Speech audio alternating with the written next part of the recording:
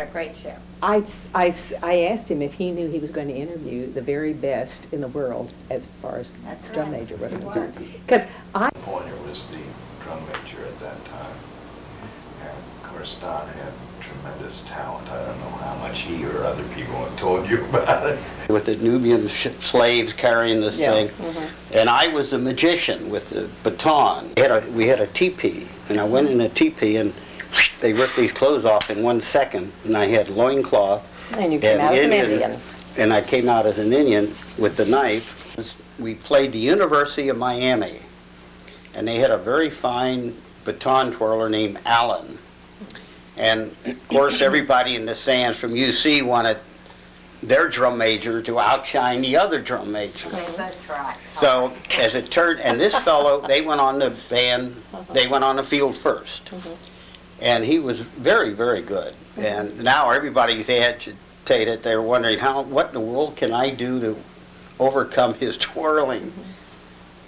And that game is when I used the stilts.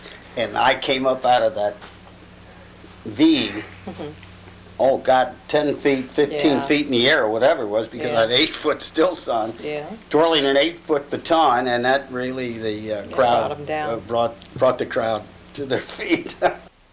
I also remember Wesleyan, Ohio Wesleyan, went there by rail. Yeah, I remember that.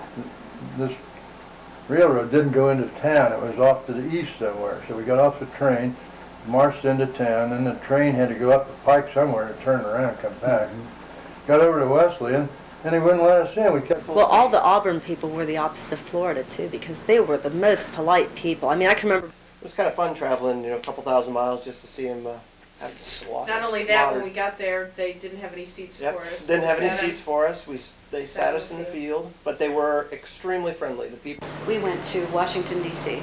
We were not allowed to leave the hotel. The guys got some tours, but we were not allowed to leave. We went to Detroit. That was one of the... I'm not sure why. But Detroit? Yeah, the women were on the 4th floor, I guess, and Ben were on the 6th floor.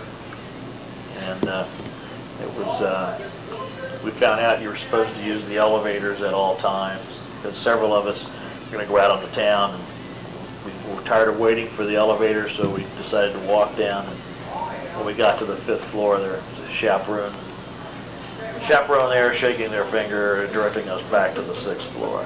It was snowing, so everybody in the band wore sunglasses to rub it in the fact that this is a sun bowl.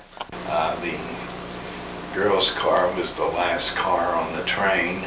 The steam line to their car froze, so it was bitterly cold in there, and so we doubled everyone up into the other car. Ever pull up to the hotel, and there's half a dozen buses in the parking lot, and they're rocking back and forth, and people climbing up on top of them. You go to a different hotel. You go to the next hotel. The goal, I guess, has been to get us as far away from anything resembling anything as possible.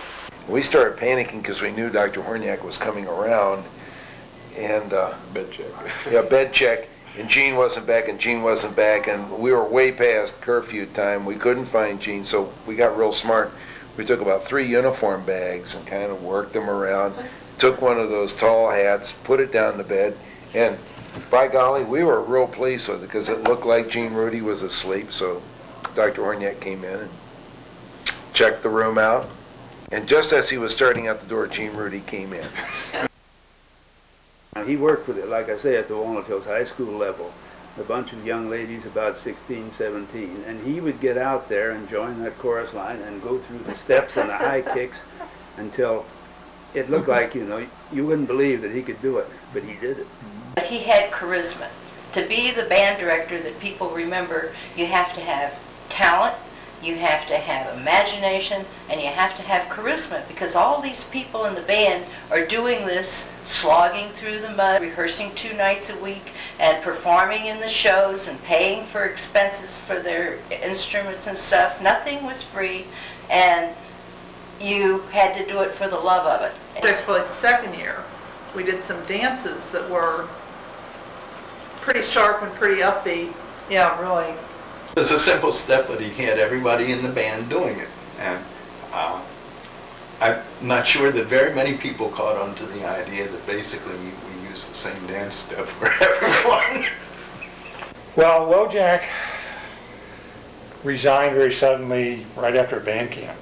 That's when he was up directing on a ladder and got so excited and was so into it, and we thought he was having a heart attack at the time from his reaction like this, and literally, you know, realized there was something wrong, and then I think he fell straight back off of this ladder and fell onto a bear kid.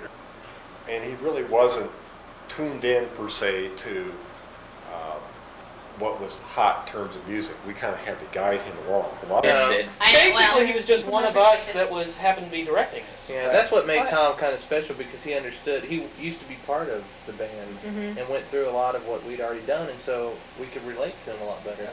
And the director was the key figure. And if the director could walk that narrow line between keeping discipline that made the show come out so people gave a standing ovation, and being a friend that people could speak to at other times and rely on and count on